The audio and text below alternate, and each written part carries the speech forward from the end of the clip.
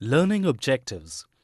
After completing this digital module, learners will be able to understand the basic differences between microeconomics and macroeconomics, learn about some salient features of the capitalist economy, learn about four major sectors in an economy according to the macroeconomic point of view, learn about the historical context of Great Depression and its influence on the studies of macroeconomics. Learn the interrelations between the total production of the country and rate of interests, wage rates, and other attributes. Macroeconomics and its emergence. What is macroeconomics? Macroeconomics is the branch of economics that studies the behavior and performance of an economy as a whole. Additionally, we can observe that in addition to using the tools of microeconomics, such as supply and demand analysis, macroeconomics utilize aggregate measures like gross domestic product, GDP, unemployment rates, and the Consumer Price Index, CPI, to study the large-scale repercussions of micro-level decisions. Macroeconomic policy is usually implemented through two sets of tools, viz., the fiscal and monetary policy. Fiscal policy is the use of government's revenue and expenditure as instruments to influence the economy. Examples of such tools are expenditure, taxes, and debt. On the other hand, the central banks implement monetary policy by controlling the money supply through several mechanisms. These policies focus on limiting the effects of the business cycle to achieve the economic goals of price stability, full employment, and growth. Various economic agents. An economic decision maker who can recognize that different factors influence and motivate different economic groups is called the economic agent. There are three types of economic agents. 1. Consumers, who consumes a produced good or service, generally by financial purpose. 2. Firm's role is to transfer factors of production into goods and services to sell. 3. Governments, which provide the rules for how firms and consumers should interact. This is evident in developed economies. Emergence of macroeconomics. Until the 1930s, most economic analysis was focused on microeconomic phenomena and concentrated primarily on the study of individual consumers, firms, and industries. Accordingly, such economists believed the economy-wide events such as rising unemployment and recessions are like natural phenomena and cannot be avoided. The emergence of macroeconomics changed the scenario entirely and initiated the new scope of the discussion in this regard. Origin and context of macroeconomics. Origin of macroeconomics.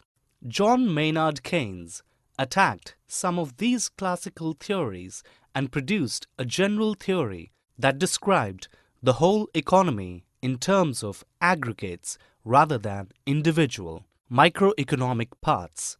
Attempting to explain unemployment and recessions, he noticed the tendency for people and businesses to hoard cash and avoid investment during a recession.